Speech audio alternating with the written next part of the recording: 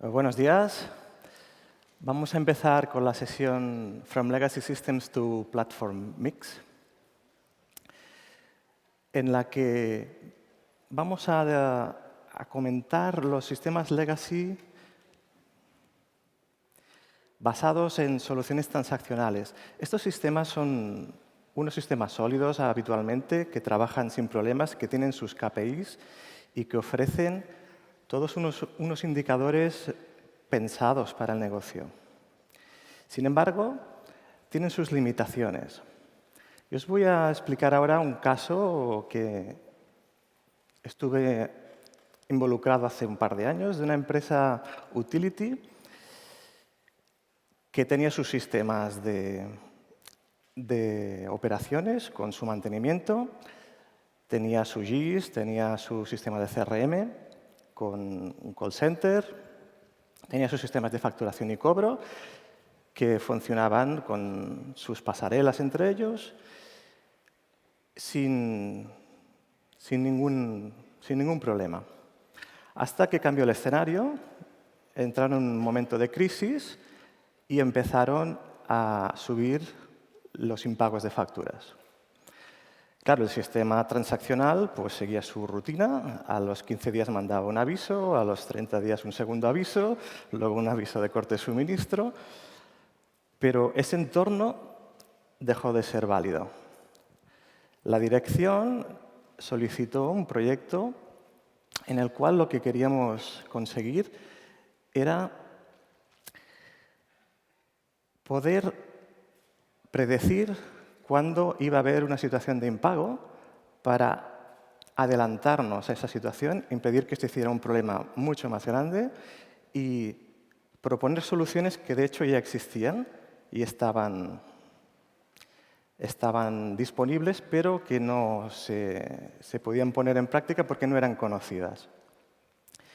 Si hubiéramos tenido que conectar todos estos sistemas transaccionales entre sí y montar un sistema de predicción a partir de esos sistemas legacy, seguramente hubiéramos tardado tanto tiempo que la situación de crisis habría pasado.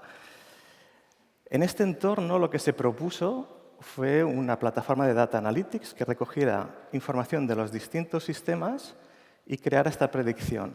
Era un entorno de experimentación en el cual no sabíamos tampoco qué porcentaje de éxito se iba a conseguir.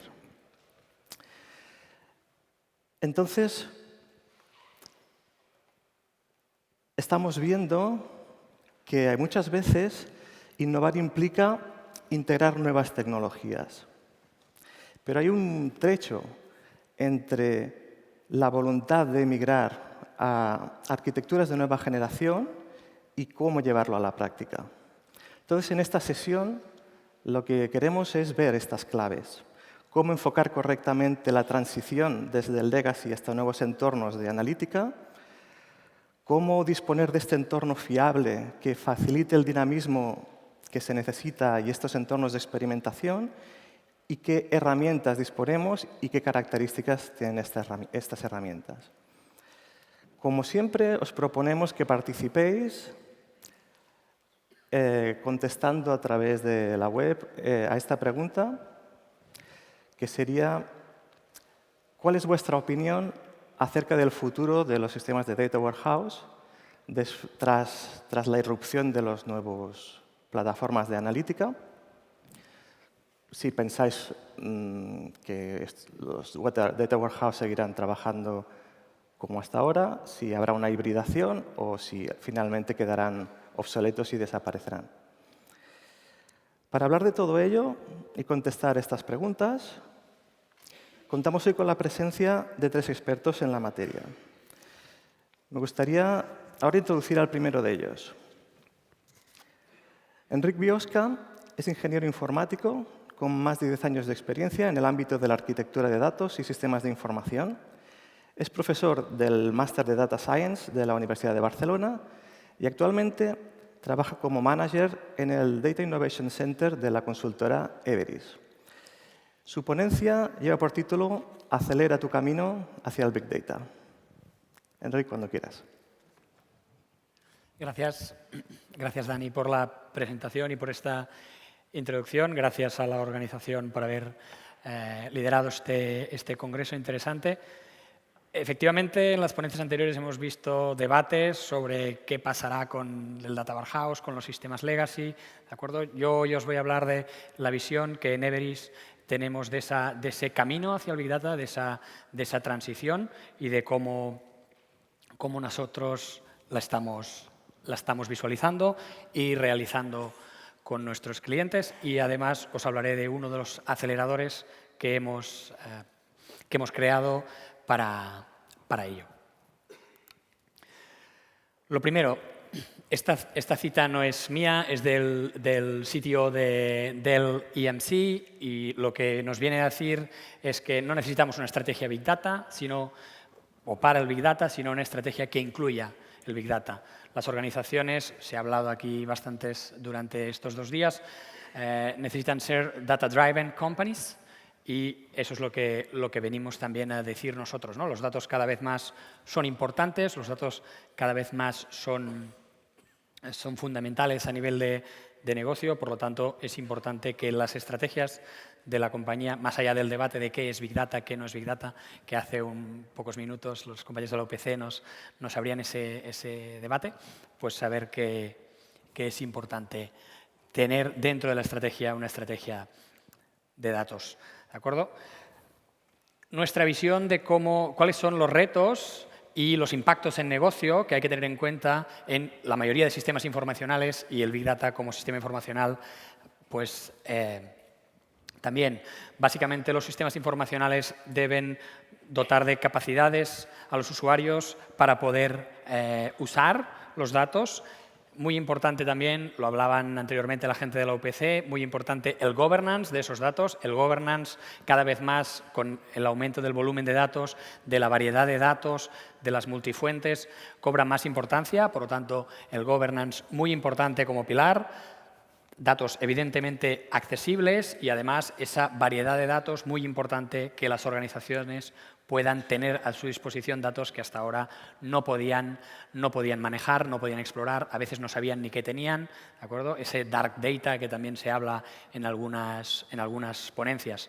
Todo ello, ¿cómo nos impacta a nivel de negocio? Pues evidentemente tenemos que preguntarnos cosas como costes de desarrollo, costes de mantenimiento, temas de riesgos de esos sistemas informacionales, riesgos de evolución, riesgos tecnológicos. También los compañeros de Zurich nos presentaban, ¿no?, el Big Data Landscape, que casi todos estoy seguro que conoceréis o habéis visto alguna versión. Estas tecnologías casi incubating, ¿no? Pues todo esto, trabajar con ese tipo de herramientas y tecnologías tiene sus riesgos. Y temas de compliance, el concepto de GDPR, la normativa europea de regulación de datos, conceptos de PSD2 en banking, muchos conceptos regulatorios que hacen que también tengamos que tener en cuenta esas cosas cuando realizamos, definimos, redefinimos o pensamos en una arquitectura de datos. Como he dicho antes, las organizaciones anhelan ser unas organizaciones data-driven y para ello necesitan una arquitectura de datos, una arquitectura de datos extendida, flexible, robusta, etcétera, para tener éxito en los temas de los datos.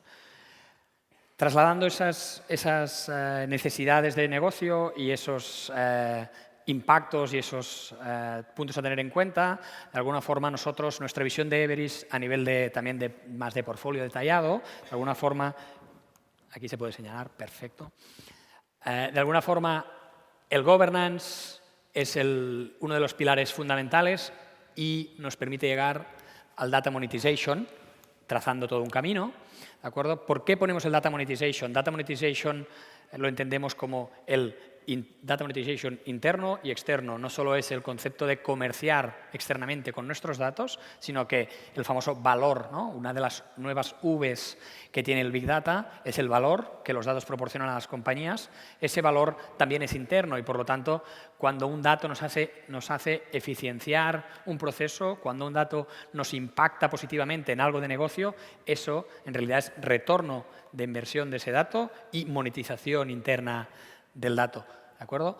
Pues Desde el Information Governance hasta el Data Monetization, pasando por visualización avanzada, retos a nivel de visualización, Big Data, cómo podemos digerir esa cantidad ingente de datos, ¿no? La visualización de datos que hay hoy por hoy está basada en herramientas de reporting, ¿no? Históricamente, los legacies, etcétera. Pues aquí hay mucho reto.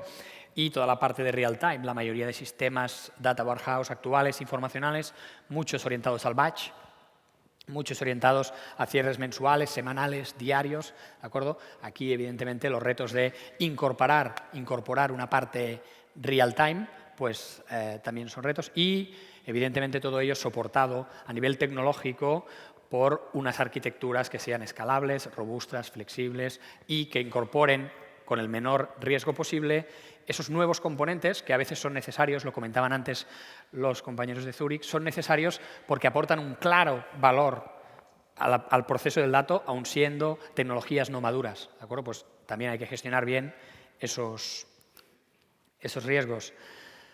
Nuestra experiencia nos dice cuáles son los ingredientes para el éxito en una implantación de una arquitectura Big Data.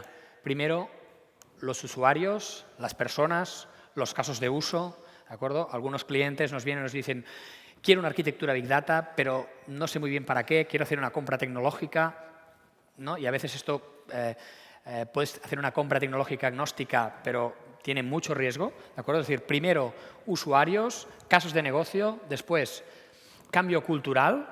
El ser data-driven implica un cambio cultural, implica un cambio de mindset, implica formarse, implica tener perfiles diferentes en las diferentes compañías, ¿de acuerdo?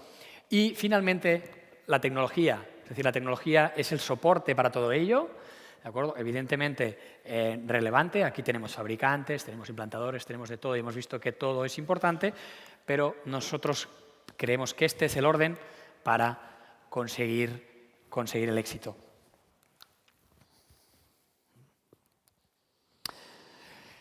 ¿Qué pasa con el legacy?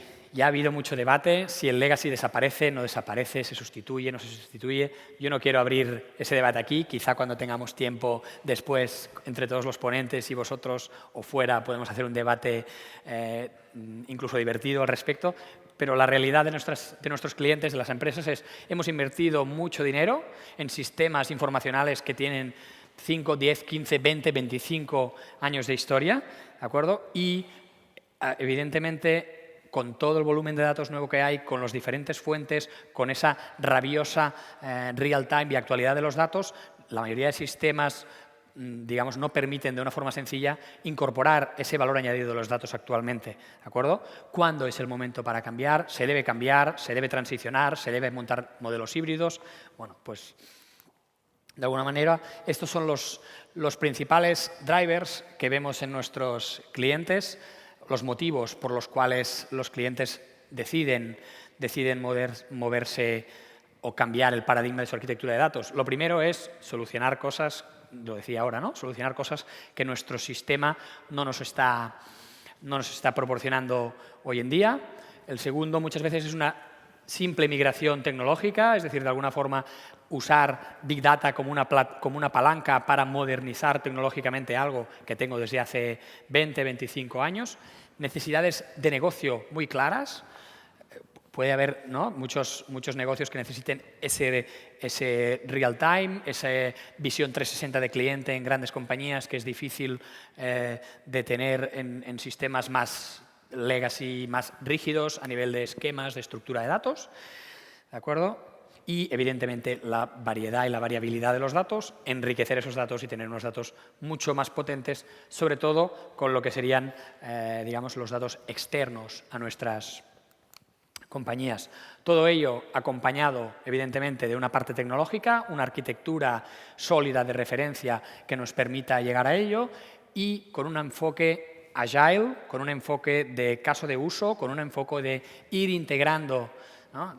Aquí el debate del data lake tampoco lo voy a abrir yo ni lo voy a solucionar, pero sí nuestra experiencia nos dice integrar en esos repositorios Big Data, con las tecnologías que sea, de forma gradual, caso de uso por caso de uso, garantizando un ROI, un time to market aceptable, una inversión razonable, ¿de acuerdo? Esos son los principales drivers. ¿Qué hemos hecho en Everis? En Everis tenemos un servicio de comisionado de Data Warehouse y dentro de ese servicio tenemos entre ellos un acelerador, un activo acelerador que hemos creado para dar soporte a las migraciones. Ese activo le hemos llamado Eagle, ¿de acuerdo? No solo porque un águila vuela muy alto y tiene una visión global, sino porque son las siglas de Everis Audit Governance and Lineage Engine, ¿de acuerdo? Que queda todo muy cool. Aquí nuestros amigos de marketing nos ayudan a encontrar nombres molones, ¿de acuerdo? Eagle, básicamente un acelerador orientado a la migración de procesos de datos, de esos procesos ETL que también han salido en alguna de las ponencias anteriores, con dos focos. El primero, entender qué tengo, auditar mis procesos ETL, y el segundo foco, acelerar la traducción hacia un lenguaje que pueda ser más Big Data, como por ejemplo Spark Scala. ¿De acuerdo? Eso es básicamente lo que nosotros hemos creado. ¿Qué nos permite auditar nuestro código? Nuestro código lo podemos medir en términos de KPI, saber cuántos procesos de datos tenemos, qué volumen de tablas, qué número de sentencias, una serie de detalles técnicos que evidentemente nos ayudan mucho a la hora de planificar una estrategia de migración. Visualizar ese código como nunca antes lo habíamos visto. Utilizamos tecnología de grafos para relacionar los elementos de código y para poder ver esos flujos de ETL de una forma diferente a lo que lo vemos habitualmente. Descubrir relaciones ocultas, relaciones no evidentes entre componentes de nuestro código y explorar, hacer drill down, ir al detalle, bajar traza técnica, data lineage, es decir, poder llegar al detalle de qué cosas está haciendo nuestro código, en qué tablas, en qué campos, etc. Podemos también clasificar el tipo de código, ¿de acuerdo? Para saber en una posible migración o en una auditoría, saber cuánto volumen de código tenemos relativamente sencillo, código complejo. Aquí también para poder, a los gestores, poder planificar, pues esto nos va bien. Un módulo de traducción que permite traducir de un modelo programático al estilo TransXSQL o Oracle PLSQL hacia un modelo Big Data, lo que se pueda traducir, no todo es directamente traducible. Y, evidentemente, como un acelerador, es un producto extensible, personalizable, porque cada ETL de cada cliente es un mundo y necesita ser ajustada. ¿De acuerdo? ¿Qué está aportando a nuestros clientes? Pues les está aportando ganar conocimiento en sus procesos, reducir costes cuando hacemos eficiencia en procesos de migración o en procesos de auditoría, mejorar el time to market de esos procesos de migración. Si no migramos, podemos usar la parte de auditoría bien para traza técnica, documentación, bien para ver cuellos de botella, determinados procesos que ya no se usan y ganar eficiencia en los modelos actuales de ETL. Y, evidentemente, pues también nos permite documentar el código de una forma diferente. Usamos tecnología de grafos, tenemos 3 targets de usuarios, me acaban de avisar que voy tardísimo, entonces intentaré, sin ir rápido, sintetizar al máximo. 3 targets de usuarios, un cuadro de mando de KPIs para los management users, para los advanced users, un modelo de grafos de todo el código para poder navegar y poder hacer análisis de impactos, etcétera, etcétera, y para la parte de development, un conjunto de código traducido, compilable en Spark Scala, donde no se pierde código y el programador puede ver el código traducido versus el código original, etcétera, etcétera. ¿De acuerdo?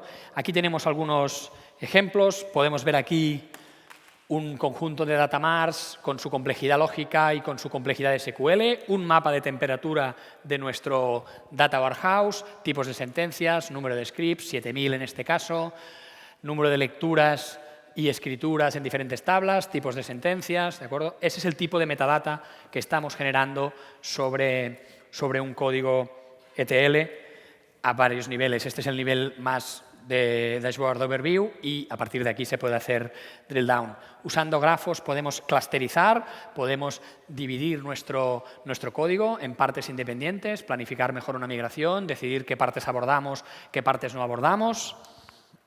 hacer análisis de flujos de lectura-escritura. Podemos, procesando el código, saber cuál es el flujo de nuestros procesos ETL, que no siempre es fácil de documentar, también mediante técnicas de grafos. Se me está poniendo esto ya en azul, diciendo que voy tarde, 30 segundos más. Análisis de impacto, cuando quiero hacer un evolutivo, cuando tengo que modificar algo. Por ejemplo, este objeto de aquí, ¿dónde me está impactando? Los famosos daños colaterales que nunca nadie sabe encontrar hasta que cuando hemos hecho la migración nos petan estas cosas de aquí, por ejemplo. ¿De acuerdo? Y aquí tenemos un ejemplo de una traducción hecha con 44 scripts de ETL, traduciendo un 28% de forma segura, parcialmente traduciendo un 54% del código y dejando de traducir un 16-17%. Aquí cosas más técnicas de cómo clasificamos este código para que sea realmente útil. Eso lo hemos diseñado junto a los desarrolladores que están haciendo esas migraciones para que les sea útil a este tipo de perfiles. Y hasta aquí mi ponencia. 1 minuto me he pasado, yo creo que está bien. Gracias por todo.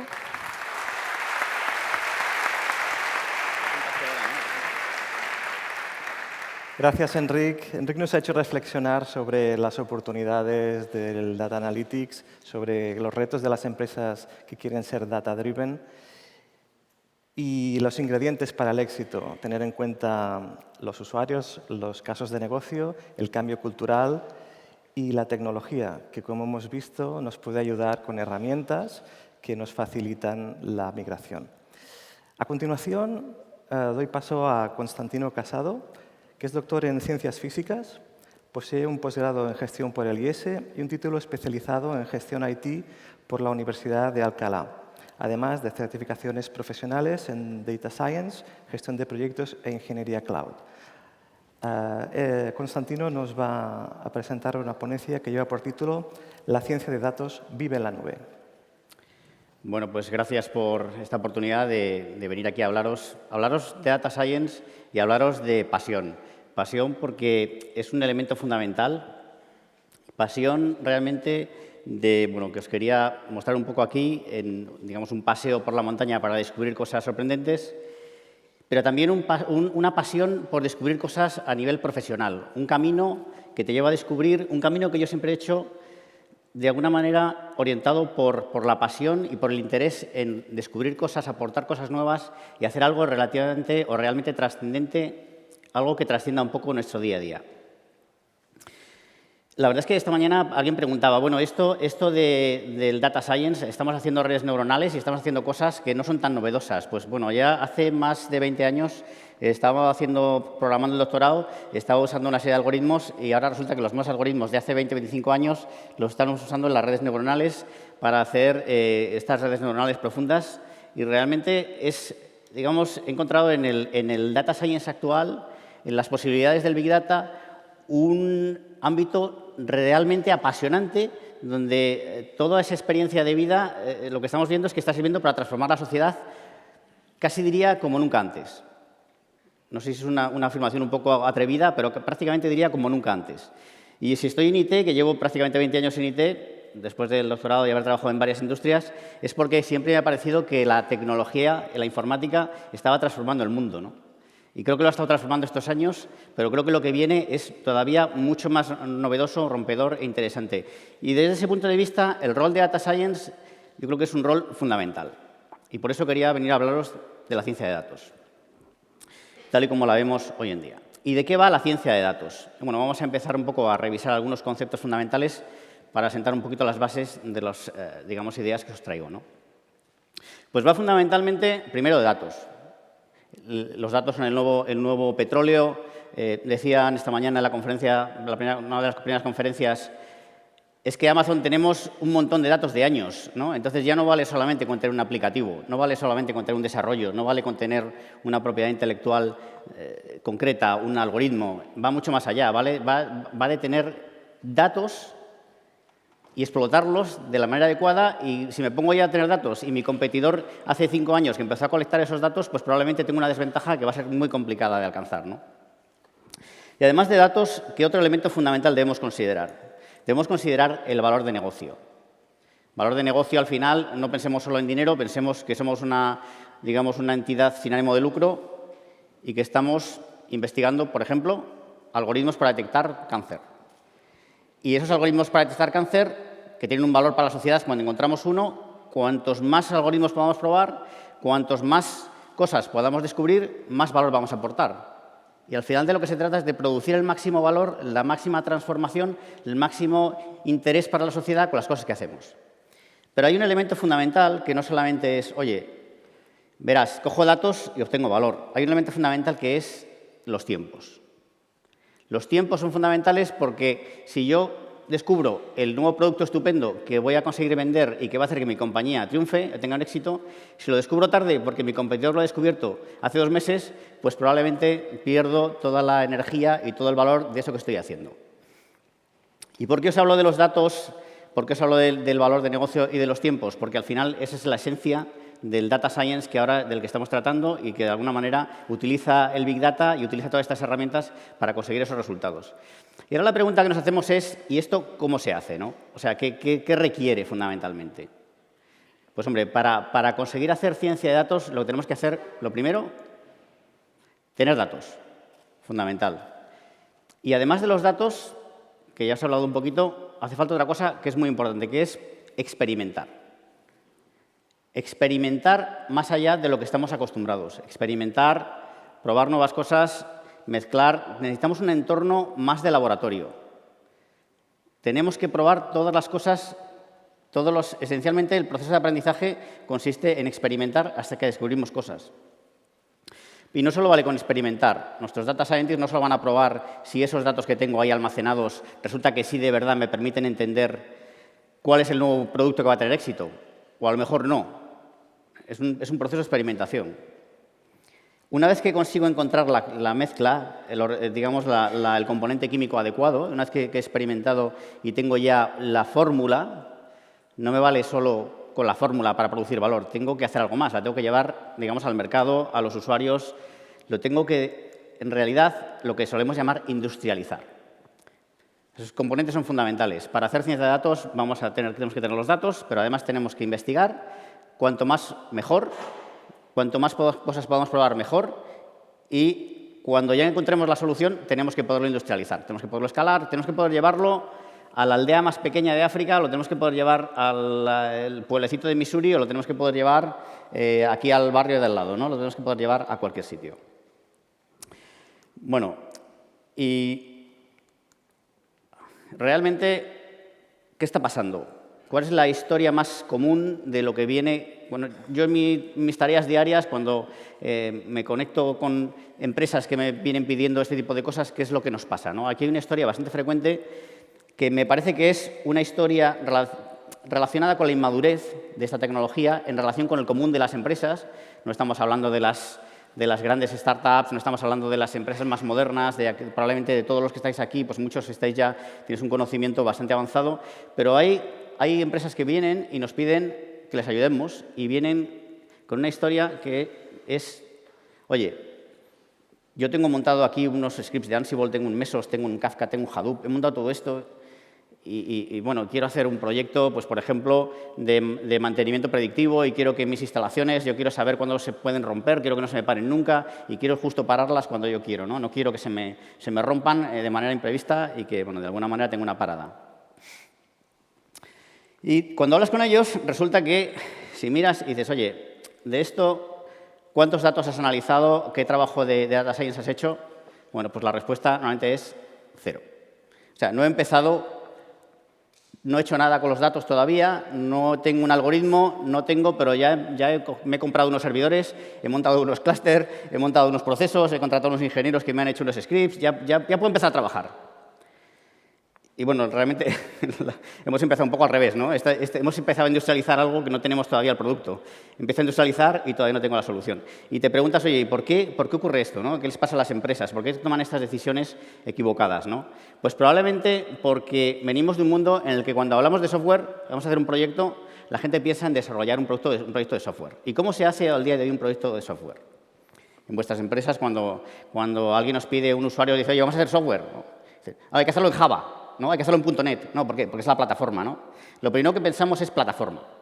No pensamos, oye, voy a entender qué es lo que tengo que hacer y cuál es la mejor plataforma. No, primero decimos, no, aquí se hacen las cosas en esta tecnología o se hacen en aquella. Vamos a pensar primero en la tecnología, cuando ya tenemos la plataforma preparada, el desarrollador adecuado y tal, y ya tenemos el conocimiento, entonces empezamos a tomar requerimientos.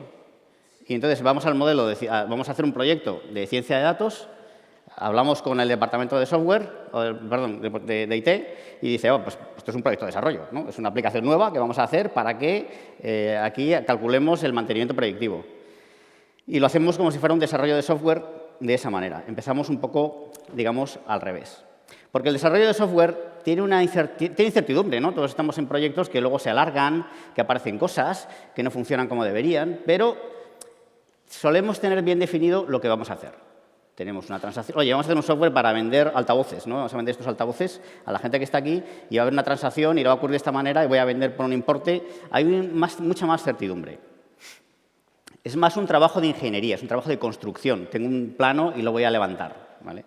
Ahora, si hablamos de ciencia de datos, hay un cambio bastante importante y es que la incertidumbre es muy grande. Oye, tengo unos datos aquí, estoy capturando datos, tengo 400.000 data points de esta instalación y voy a hacer mantenimiento predictivo. Bueno, tú puedes romperte la cabeza con esos datos y a lo mejor no es capaz de predecir nada, porque a lo mejor los datos no tienen per se esa información, no tienen per se esa capacidad. Entonces es un proceso muchísimo más de descubrimiento, de alta incertidumbre. Hay muchísima más experimentación. Y realmente la experimentación es la clave. La experimentación es la oportunidad de encontrar cosas nuevas. La experimentación es la oportunidad de hacer cosas distintas, de otra manera, de encontrar oportunidades. Y realmente es fundamental que esa experimentación sea barata, que sea sencilla, que no nos cueste mucho, porque si cuesta mucho no la vamos a hacer, o vamos a hacer poca y mal. Que además sea una experimentación de, oye, hago prueba-error, pruebo, no me funciona, lo tiro. Que tomemos nuevas aproximaciones, que probemos otras alternativas, que también tengamos nuevas herramientas, que usemos herramientas que no sean las de siempre, porque si no tenemos el mismo resultado. Y sobre todo, que mezclemos. Acordaros de la charla de antes, decían, oye, es que la variedad de los datos es fundamental, tengo que tener un data lake porque tengo que poder mezclar datos de diversas fuentes, porque es que no sé dónde va a estar el dato fundamental que me va a valer. Y eso, en el fondo, viene de mezclar todos los datos accesibles dentro de la organización, y no solo dentro de la organización, fuera de la organización. Y todo eso, al final, si lo pensamos, esto, ¿cómo lo podemos hacer? Volvemos al caso de aquellos que empiezan a montar la plataforma, empiezan a montar la visualización. Si yo monto un on-premise, si yo monto una plataforma en mi casa, que parece interesante y que mucha gente pues, lo hace por muchas razones, que son absolutamente adecuadas en muchos casos, pero en el caso de la ciencia de datos voy a hacer una inversión. Levantar un clúster de estos de Hadoop no es trivial y configurarlo bien, pues normalmente me va a llevar, me olvido ya del hardware, supongamos que lo tengo, pero posiblemente me va a llevar una semanita configurarlo. Voy a tener una escala rígida. Y además, elemento fundamental, esto es demasiado difícil para hacerlo por diversión. Y ya sabéis que cuando somos pequeños y aprendemos jugando, aprendemos divirtiéndonos. Falta la pizquita de pasión, entonces esto ya me quita la pasión, esto del cable ya, de tener que levantar el peso del servidor ya me baja un poco la pasión esa que traía, ¿no? Sin embargo, si nos vamos al mundo de la nube, las cosas cambian mucho. Pensad en el data scientist, ¿no? Que quiere probar algo, joder, que quiero probarlo ya, no lo quiero probar mañana, lo quiero probar hoy. Entonces, pago por lo que uso, con lo cual, bueno, pues ese prueba y error es muchísimo más sencillo, ¿no? En 15 minutos, pues he levantado un clúster y estoy haciendo cosas. Además, es escalable y fundamentalmente es facilísimo de encender y apagar. Yo lo enciendo, lo apago, no pago más, mañana lo vuelvo a levantar, levanto 5 instancias, levanto 2, las apago, me olvido, ¿no? Por eso, además, un hecho fundamental, y es la cantidad de herramientas que tenemos en cloud para hacer ciencia de datos. Herramientas absolutamente rompedoras, que no vais a poder nunca tener, digamos, en un entorno local. Nunca. Y si miramos un poquito esta tabla, aquí simplemente he recogido algunas de las piezas, algunas de las herramientas, nos daremos cuenta que para cualquier cosa que se me ocurra, los 3 grandes fabricantes de cloud, Google, Amazon y Microsoft, tienen herramientas. Pero no solo tienen herramientas, es que se están pegando de tortas, porque el científico de datos que desarrolle ciertas tecnologías en alguna de estas plataformas las va a implementar en estas plataformas y va a producir consumo. Entonces, Google, Microsoft y Amazon se están pegando por atraer el talento, por llevarse a los científicos de datos a sus plataformas. ¿Y cómo se pegan? ¿Cuáles son sus armas? ¿Con qué disparan? Disparan con gente que hace herramientas de la mejor calidad. Si yo mi herramienta de limpiado de datos es mejor que la del vecino, pues al final la gente que quiera hacer ciencia de datos se vendrá conmigo. Tenéis una oportunidad, los científicos tenemos una oportunidad, toda la gente que está involucrada en ciencia de datos, de aprovecharse de eso, de aprovecharse de que se están pegando por generar las mejores herramientas posibles. Y están sacando herramientas todos los días. Y cada 15 días la herramienta es un poquito mejor que el día de antes. Y eso sin esfuerzo por vuestra parte. Y finalmente, a ver si podéis, por favor, colaborar un poquito y levantar la mano los que sepáis qué es esto. ¿Quién sabe qué es esto? ¿Os suena? ¿Sí? ¿Hay gente que sí lo sabe? Vale. Estos son TPUs. Son procesadores de TensorFlow, de redes neuronales. Cada pequeño procesador de estos tiene más o menos, haciendo su tarea de red neuronal, 1000 veces más potencia que un procesador tradicional digamos, de propósito general. Jamás en nuestro on-premise vamos a ser capaces de llegar al nivel de industrialización que los grandes fabricantes están metiendo. Entonces, cuando pensamos en, recordad, industrialización, experimentación, la industrialización nunca vamos a poder llegar hasta ahí desde nuestro pequeño CPD. Y esto lo que nos lleva finalmente es a que la velocidad, la elasticidad, las nuevas herramientas, la experimentación barata y la industrialización son unas ventajas descomunales en el mundo cloud. Y si queremos hacer ciencia de datos, estas ventajas hacen que las órdenes de magnitud de ventaja de estar en cloud están ahí. Y no tiene sentido irnos a un entorno, digamos, tradicional on-prem. La conclusión, vuelvo a la pasión, que el Data Science ama el cloud, que yo amo el Data Science, que de alguna manera también amo el cloud, porque me está ayudando en mi trabajo con Data Science.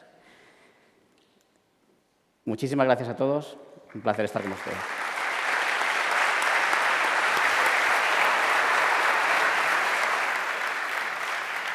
Gracias, Constantino. Constantino nos ha explicado que las arquitecturas basadas en la nube nos aportan esta flexibilidad, escalabilidad y potencial de experimentación a los sistemas en general, pero cuando estamos hablando de Data Science, las ventajas son muy claras, porque nos permiten levantar entornos, cargar datos e interrogar muy rápidamente para poder hacer estos experimentos. A continuación, os presento al tercer panelista. Esper Urbón lleva más de 15 años dedicados a la arquitectura de datos, formó parte del equipo de Logstash de Elastic y trabaja actualmente como ingeniero y consultor independiente. Ayuda a las empresas a construir arquitecturas de datos fiables y escalables y su trabajo y experiencia se encuentran en el cruce entre infraestructura, ingeniería de datos y ciencia de datos. Su ponencia lleva por título Regreso al futuro, conduciendo un DeLorean hacia el futuro de la ingeniería de datos. Adelante, Pera. Hi. Primero, pediros un poquito disculpas por cómo haré mi presentación. En 2011 me mudé a Berlín y estoy acostumbrado a hablar de estos temas en inglés. Por lo tanto, haré mi presentación en inglés. So, nice to meet you, everybody. My name is Pere, and I'm going to tell you about kind of a progression to the future and the past of how we build data-intensive or applications.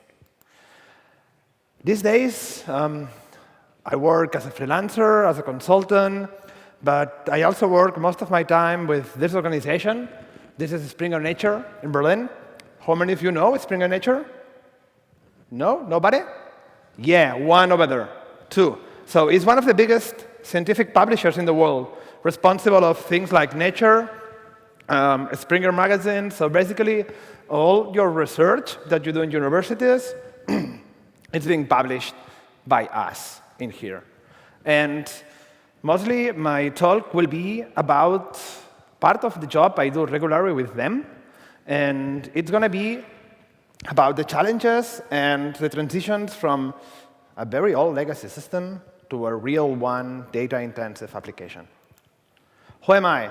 As Danny already introduced me, I'm Pere. I work as a software architect, search, data engineer. I'm passionate about systems, and I used to be, and I'm still, a very strong advocate and contributor in the open source environment. So what we're going to do today, we're going to talk a little bit about the legacy or not so legacy way of building applications and how to build real scalable applications for the necessities that we have these days. So kind of I like a lot to ask questions and kind of raise hands, so it let me know you a little bit better. How many of you are in day-to-day business in contact with teams that are building data-intensive applications? Yeah, just a few. So for the rest, you're going to really be sleeping the whole talk. I hope I'm able to explain this very good. I'm going to be probably the most techie of my colleagues, and I'm going to introduce a few topics. I'm going to try to make it digestible. So the legacy way of building architectures, we got the web app. We got the UI. The UI is simple. Everybody's happy. It's stateless. We built great UIs since a long time. We also have servers or application logic, also stateless. It's simple to build. It's well-known. There are processes in engineering to be built. People is happy. But then we got databases. And in databases is when the baby starts to cry a little bit. Why? Because in here, we have state. While the other two components were stateless, somehow, in databases, we control our state. We change how our applications are built. And yeah, then we start changing how we see the stuff in the database. Why this is a problem? I'm a software engineer by trade, and we always been thought that in distributed systems, this is a distributed systems, or our data applications these days are heavily distributed. Sharing state is bad. Because when we share something, many other people might be willing to see this share thing. And when different people are competing to share something, yep, it can happen that one reads something that's outdated, wants to try to write some stuff in the same place, and then the problems start to be funny. Also, it's a challenge because this data is accessed by many, many, many systems. And different systems can have different requirements to access this data. Another layer of this traditional architecture is the cache. One of the hardest problems of software engineering and building systems, together with naming, is caching. Why? Because in here, we keep basically a short-time memory of our request and our logic. Why this is a problem? Because cache usually have a time to live. What it basically means is that this data is there accessible for the UI a short amount of time. But this data can be outdated. This data, I can have the UI being willing to change this data together with the server. And that's a problem. And it makes everybody unhappy. Continue. Now, this is the classical request and response pattern. So what I'm going to introduce today is what we can learn from databases to make really scalable applications and basically make the data and the cache layer happy. So changing workloads. It's going to be nothing new under the hood, but it's going to be something that really, really helps you scale stuff. Common query responsibility segregation. It's a very long word to basically put things apart. What we have seen in the previous slide is we read and write in the same place. We share something. This is bad because I'm going to have problems. Why scalability is helpful for data-intensive applications is because if I separate the two concerns, write and read, I'm going to be able to keep the application very, very high available and scalable. I can have separate resources for attending my read request and separate resources for attending my write request.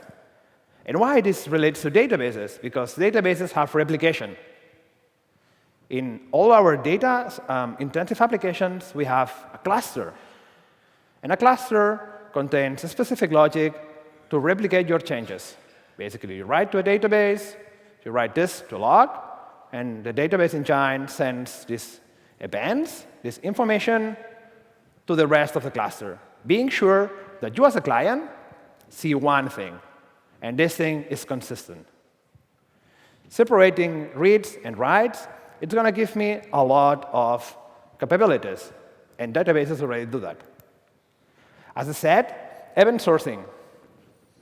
From what we have learned in databases, this logic, writing to log, it changes the way we see the data.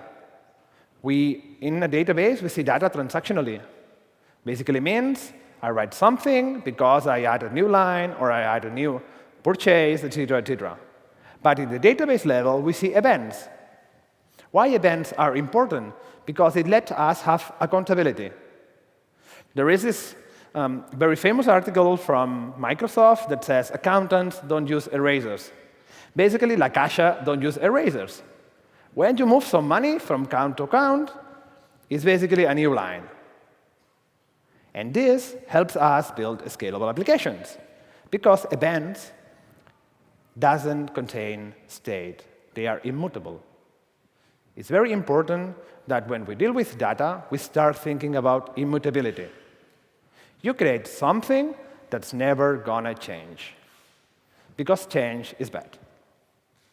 And another important topic in here, if you speak about events, you're going to know all your moves. You're going to know all your changes. Basically, your data analyst or your business people is going to be able to understand what has happened. And it's very important in a data-intensive application what has happened. Last point that we learned from databases to build scalable applications and real high-performance data-intensive application is materialized views. Materialized views are something that we have in databases where we define a query. This query gets an output, but this output is materialized in the file system. What it basically means is that I execute the query once, but I'm getting the data already pre-compute. Pre-computation is a very powerful thing, because it means if I write it once, why I have to actually execute this process 10 several times or n several times. Materialized views are very helpful for building scalable applications because it lets us have a unified view. If we unify the three concepts that I've shared in these slides, in the three last slides, you have separation of concerns, writes and reads. You have events and materialized views. What it basically means is, for materialized views, is if we have this change, now we have different databases. We speak about events. We materialize these views in different databases. We have a database for team A. We have a database for team B. And this is our materialized view.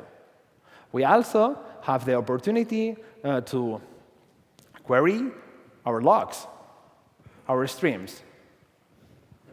And this is what we see here. So a few ideas to scale this thing. Reads. If we are able, so let's start with writes, probably is better. If we append only lists of immutable facts, things are immutable. You don't change what has happened. It happens to me. I've seen many applications where I get two systems, production one and data quality. Data quality goes and change some purchases. Then they don't know, the guys in analytics, because something has changed, but I don't have the record for something that has changed. So append only list of logs. Events. For reads, if I get streams and events happening in the whole application, I'm able to query and aggregate these events, having actually the capability of looking over the whole history of changes in a very scalable way. Also, if I consume the reads, In a stream way, I'm able to build progressive enhancement applications. Why is this important? Because not everybody have the same resources. So I have to be able to stream this high powerful data for clients that might be in the mobile phone, or for clients that might be, I don't know, in a small town in the Pyrenees. Here, we see a couple of technologies that are going into this direction. First one is Apache Kafka. Do you know what Apache Kafka is? Apache Kafka is basically a huge log where I can store these events that happen. This huge log has been, for example, one of the key infrastructures of LinkedIn. It was created there, and it was open source to the Apache community. The Kafka community created a couple of technologies, Kafka Streams and Kafka Connect, that let you query these streams. And it let you connect different systems all together based on these streams. Basically, unifying this, or breaking apart these ideas that I've set from databases into building a unified, simplified architecture for you. VaultDB is also a company going into the same direction. It's actually a company built by Michael Strombreker. He is kind of the father of database research in the whole world. Bringing also the same idea, transactions and streams all together. Yep. But this is not just for data. These data have to arrive to the client, have to arrive and be dynamic to the client. So we get a very nice open source project called Meteor. With Meteor, is let you build in the UI also this public subscribe method. As we've seen in the first slide, the traditional way of building applications, the legacy way, is request, response. It's very easy. It's programmatically, and it works. It's easy to reason, but it's the legacy way. To build really high scalable applications, we move to public subscribe. I say I'm interested in this data, but someone who's going to publish this data is going to make me aware, OK, you have this data for you. So we change the request response for publish subscribe. Also, Google has a very nice project called Firebase that goes in the same direction. 3 references for you. This is actually the slide where you take the picture. First one is this article that by Pat Helen. It's a very old article, but it is still very, very valuable. You don't erase your state. Your state in your data is very, very important. Last 2 articles, well, actually, one is an article and one is a book, is by Martin Kleppmann. He was the chief architect, one of the chief architects in LinkedIn. Now he's a researcher in Oxford. It's basically about this whole idea that I've seen.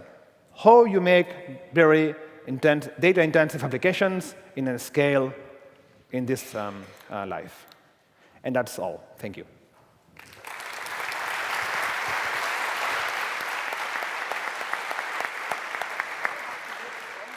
Gracias, Pere. La presentación de Pere nos hace reflexionar sobre cómo cambiar la forma de construir aplicaciones para hacerlas escalables mediante arquitecturas distribuidas, segregando lectura y escritura en paralelo, capturando eventos y tratándolos en forma de colas. Y ahora pasamos a la parte final, más de debate, para responder a vuestras preguntas. Y vemos aquí en pantalla cuál ha sido la opinión del público respecto a la pregunta que hacíamos al principio. Bueno, claramente la opinión del público es que el futuro pasa por una hibridación entre Big Data y Data Warehouse, que coexistirán en los mismos espacios dentro de las organizaciones. Yo quería trasladar esta pregunta. ¿Compartís este pronóstico o pensáis por Pues porque las herramientas de data analysis desplazarán a los data warehouse tradicionales o lo contrario, que el data warehouse tiene sus funciones muy específicas y seguirá largo tiempo. Pero Mi opinión puede ser un poco incendiaria, pero voy más por el punto 3. Lo que he visto yo en mi trayectoria profesional o en mis últimos tiempos, tanto en Berlín como en Barcelona, es que el data warehouse va a quedar obsoleto. En el momento que seamos capaces de entender cómo construir un data lake de forma racional, el data warehouse no tiene más sentido. ¿Qué es importante construyendo un data lake de forma racional? Si estabais presentes en la charla de Óscar Romero, él lo explicó muy bien. Semántica. Intentar evitar que ese data lake sea una pocilga, básicamente, porque queremos sacarle valor a ese data lake.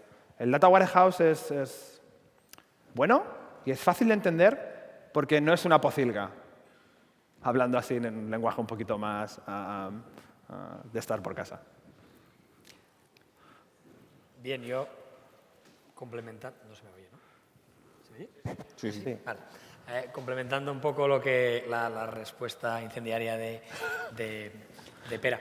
Yo lo que vuelvo a hablar de mi libro. Creo que es importante hablar de los casos de uso, ¿no? Al final, nuevos datos, nueva variabilidad, real time nos dan nuevos casos de uso. Esos nuevos casos de uso no están cubiertos actualmente por la mayoría de sistemas informacionales que tenemos en las organizaciones y esos nuevos casos de uso hay que darles nueva cobertura con nuevas tecnologías que soporten todo eso.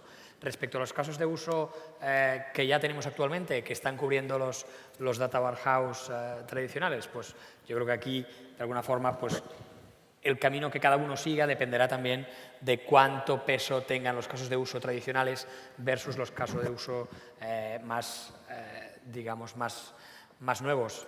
Probablemente no hay una respuesta correcta, sino que cada uno la transición o los cambios en su sistema informacional lo va a vivir a su manera. Sí me sumo a lo que decía Pera, que es el tema del governance, el business glossary, es decir, el big data necesita ser ordenado y con esas herramientas de business glossary, a partir de aquí, hacerlo más accesible para su tratamiento con los usuarios. Y a partir de aquí, por debajo, en función de cómo se organice o no, si es un data warehouse, si es una arquitectura big data, el tiempo nos lo dirá.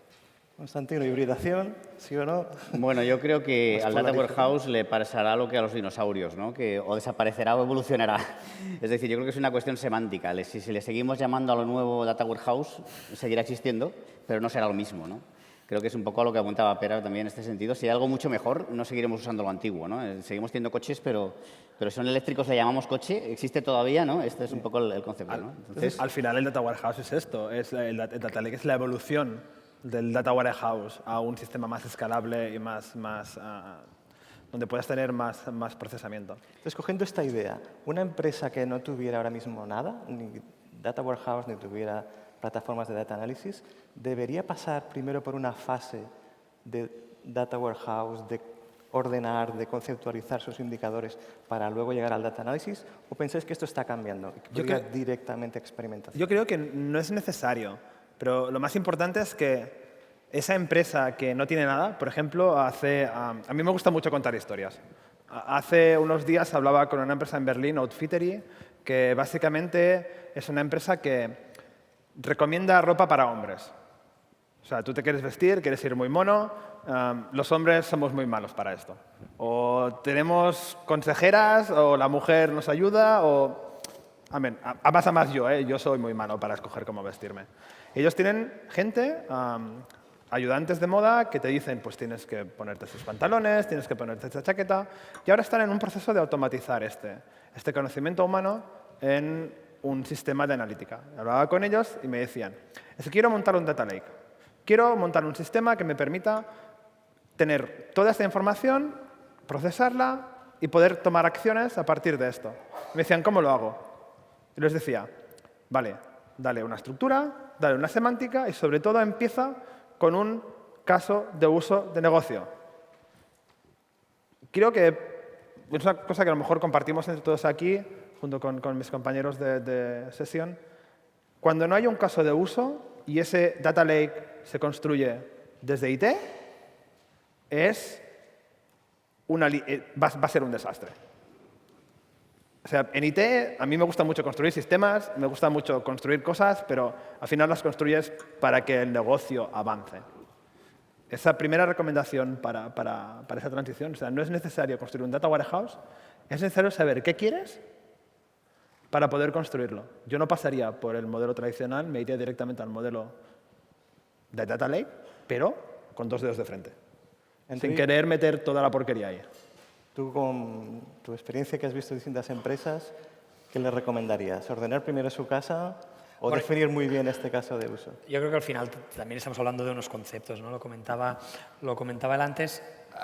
Cómo le llames es indiferente. Evidentemente, todo el mundo necesita ordenar, organizar y darle una semántica. Eso lo podemos llamar data warehouse, lo podemos hacer sobre unos entornos relacionales como los que la mayoría de empresas tenían hasta hace pocos años, o lo podemos directamente ir a tecnologías nuevas. Pero quizá esto es una discusión más tecnológica, pero lo que sí está claro, me gusta, Pera, que hayas venido a lo mío de los casos de uso, que al final necesitamos cubrir unas necesidades de negocio que van cambiando, los datos nos dan nuevas necesidades de negocio y a partir de aquí buscar cuál es la mejor tecnología. Hombre, evidentemente montar un data warehouse con la arquitectura, ¿no? de Kimon y Imbal de antaño, digamos, como una estructura rígida, etcétera, etcétera, pues no creo que tuviera sentido desde el punto de vista de minuto cero hoy por hoy, sino algo más flexible, con real time, etcétera, etcétera, sería lo adecuado. Esa es mi visión. La gente que hoy por hoy está haciendo sistemas informacionales nuevos se está apoyando en estas nuevas tecnologías y mucho en data governance y semántica. Esa es mi visión. Sí, sí. Constantino, ¿estas empresas están preparadas para atacar estos problemas directamente de data analysis? Yo creo que no existe todavía la cultura, la experiencia y una cierta inmadurez. Entonces eso hace que todos también estemos un poco experimentando, ¿no? Y los negocios son un poco alérgicos al riesgo y a la incertidumbre. Entonces, lo que sí tengo es la sensación de que, sobre todo en España, el tejido empresarial tiene una cierta dificultad para gestionar la incertidumbre. Entonces, eso hace que gestionar proyectos de descubrimiento con alto grado de incertidumbre no tengamos ese grado, esas habilidades haciendo ese tipo de cosas, ¿no? No obstante, y en relación con lo que mencionabais, totalmente de acuerdo. No veo que tengas que empezar a implantar, al final es la misma idea que te lleva un poco la presentación, ¿no? No implantes la infraestructura o la plataforma, el data warehouse, si no hay una base de negocio. Al final el data science, como os decía, era buscar los datos para producir un beneficio de negocio. Entonces, busquemos primero los datos, un beneficio de negocio, bien sea almacenándolos, aunque no sea data science, machine learning de último fashion, ¿no? Aunque sea desarrollo de una aplicacioncita. Busquemos primero el caso de negocio, busquemos primero la utilidad, el beneficio y después veamos cuál es la tecnología que mejor lo soporta. Y ya le llamaremos BI, le llamaremos BI 2.0, le llamaremos de alguna manera, pero no necesariamente será alguna de las que implantamos desde IT pensando en, ostras, cómo mola esta tecnología que se llama así, ¿no? Y ha venido un vendedor súper chulo y me ha enseñado aquí unas gráficas preciosas, ¿no? Yo quiero eso, ¿no? Quiero eso y tal. Dame. Esto, cuando yo hacía el doctorado, le llamaban sexy physics, ¿no? Entonces aquí estamos en el sexy IT, ¿no? Hostia, mis gráficos son más molones, ¿no? Y entonces me lo tengo que comprar, ¿no? Pues démosle un poco la vuelta y pensemos siempre valor de negocio, ¿no? Como decía Óscar, llámale como quieras. Llámale como quieras.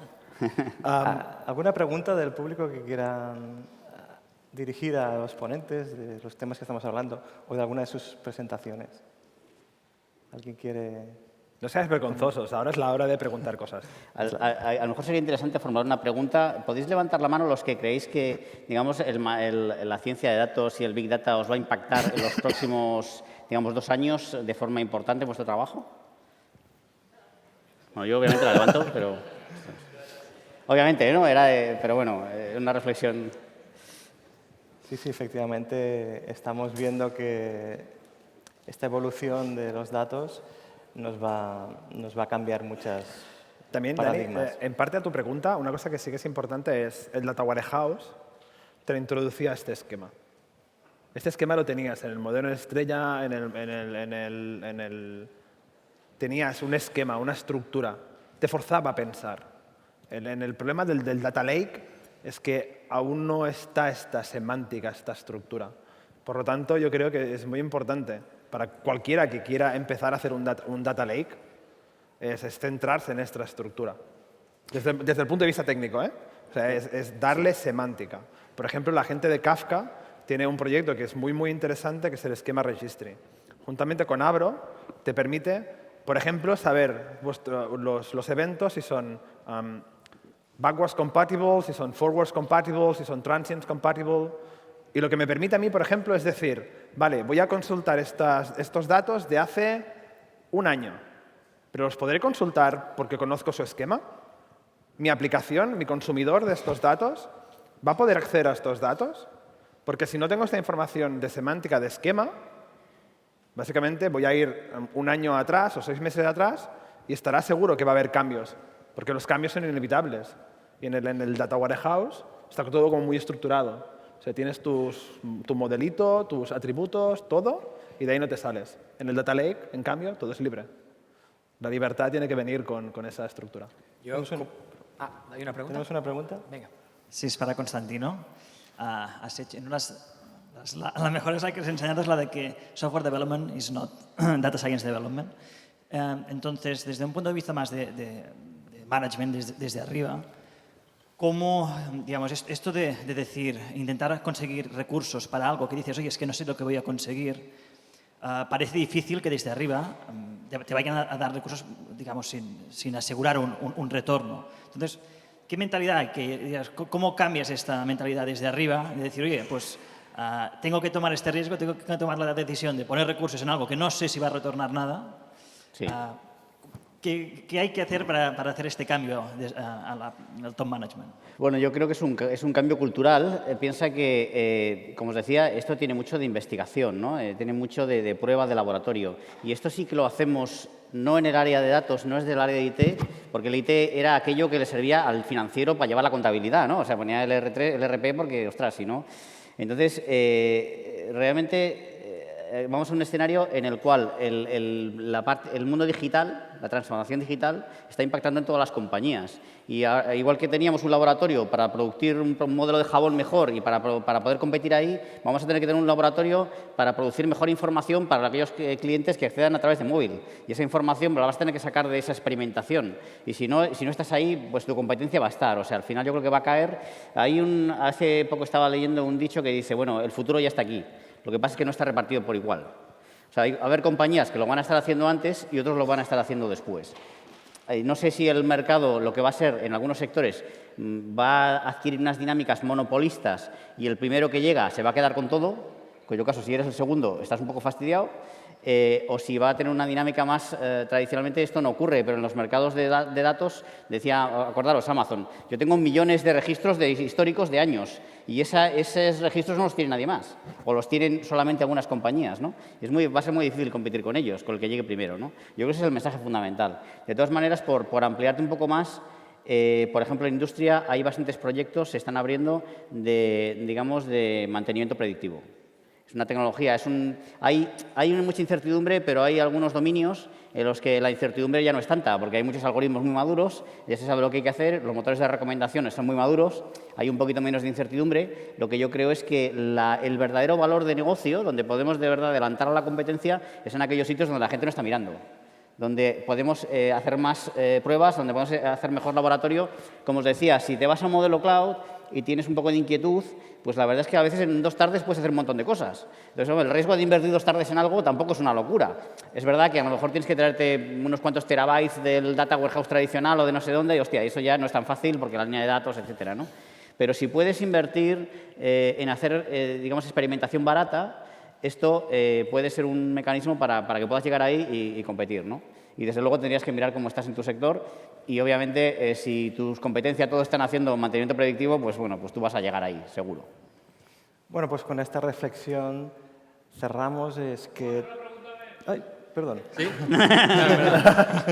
Hola, tengo un comentario y lo acabaré en pregunta.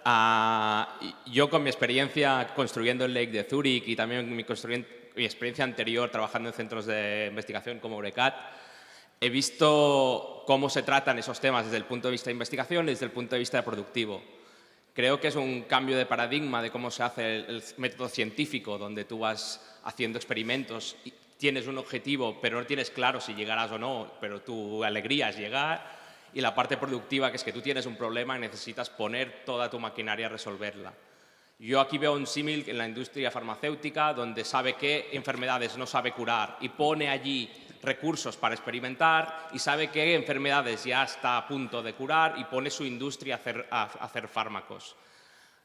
Y yo aún no he visto cuál es el modelo en el mundo de la analítica, si poner la investigación y la producción en la misma empresa, si separarla en empresas distintas, si llevar la investigación solo en lugares académicos, si llevarla a lugares productivos. Veo muchas fórmulas de llegar a esa. Hay gente que lo encapsula todo en la misma compañía, hay gente que espera que la investigación solo se haga en universidades y los resultados se productivicen. Mi pregunta para vosotros es ¿qué modelo creéis que ganará en hacer compatible el método científico y el método productivo en los datos? Puedo, es que me lo estoy haciendo encima. Desarrollo, experimentación. ¿Cuál es la clave? El modelo que va a ganar Algo y facilito. el modelo que está ganando actualmente es el modelo de tenerlo todo en la misma organización. Lo vemos en organizaciones tipo Amazon, tipo Zalando, tipo... ¿Conocéis Zalando? Zalando básicamente está contratando el 80% de los gente de IT en Berlín. Son casi 1000 personajes en IT y con una branca de investigación súper potente. Esto les permite a ellos poder produccionar estos sistemas, estos avances de forma muy rápida y ágil. Amazon, lo mismo. El modelo, para mi opinión, que va a mantenerse es este. No puedes esperar sin científicos en casa poder avanzar en esta área. Sí. Yo querría añadir, el modelo este de laboratorio distribuido en toda la organización es más habitual de lo que parece en un Google o en otras compañías. De hecho, nosotros tenemos un modelo también donde dedicamos un porcentaje de horas fijadas, unas precisas fechas de la semana, para que la gente pueda experimentar. O sea, decimos, tenéis el Free Friday para que hagáis lo que queráis dentro del trabajo, para que experimentáis en lo que queráis. Y ahí la gente puede probar, hacer... Obviamente, tienes que acotarlo, ¿no? No puedes invertir el 100%, pero pensad que si la experimentación es muy barata, realmente lo único que tenemos que dedicarle es un cierto porcentaje de tiempo y cada uno tenemos, digamos, la obligación de inventar un poquito, de intentar descubrir un poquito dentro de nuestro trabajo diario, ¿no? Es un poco un modelo más siglo XXI, ¿no? Yo para aterrizarlo un poquito en clientes y experiencias nuestras, nosotros tenemos clientes de banking, de insurance, etcétera, que ya están usando ese modelo. Los dos modelos los tienen in-house, es decir, son dos branches de un mismo modelo y básicamente lo que se hace es tener un círculo cerrado, conseguir cerrar el círculo virtuoso con no siempre las mismas herramientas, pero sí cerrando ese círculo de tal forma que al final los que están investigando puedan finalmente productivizar y a partir de aquí volver a investigar con el retorno de esa productivización. Es decir, ese ciclo ya se está cerrando aquí y yo creo que es como decía Pera, es el futuro. El futuro de los data science está en el negocio y evidentemente la productivización tiene que venir desde la parte de la compañía, con lo cual para mí esa posición es clara. Pues lo vemos también en organizaciones extremadamente históricas como Microsoft. Microsoft Research, a nadie le gustó Windows 98, menos Windows Millennium, pero Microsoft Research es una organización extremadamente potente que ha permitido que al cabo del tiempo, como sistema operativo y como herramientas de desarrollo, cosas como C# es algo muy accesible y de muy alta calidad. Bueno, en la medida que esta experimentación forma parte de tu negocio, pues todos estamos de acuerdo en que tienes que incorporarla y tienes que interiorizarla. No tenemos tiempo para más. Muchas gracias a todos. Ha sido una sesión apasionante. Gracias.